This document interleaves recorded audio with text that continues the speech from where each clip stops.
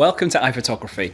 My name's Stephen and this is the perfect way to learn what makes a great photo and how to take it in this photography introduction course. It's a simple and effective course that won't take much of your time, but it will fill you with lots of knowledge and ideas and motivation to get out there with your camera and start taking some great photos. We've not loaded this course with lots of technical speak and complicated challenges. We've made it really easy to understand how to use your digital camera. We'll show you how to frame your shot, how to choose the best settings, right through to some creative photo projects for you to try out as well.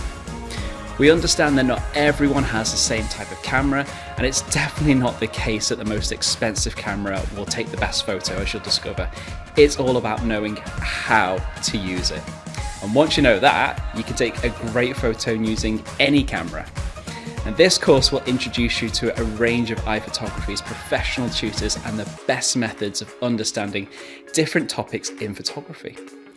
By the end of it, you'll know how to turn a snapshot into an amazing photo that you'll want to share with everybody.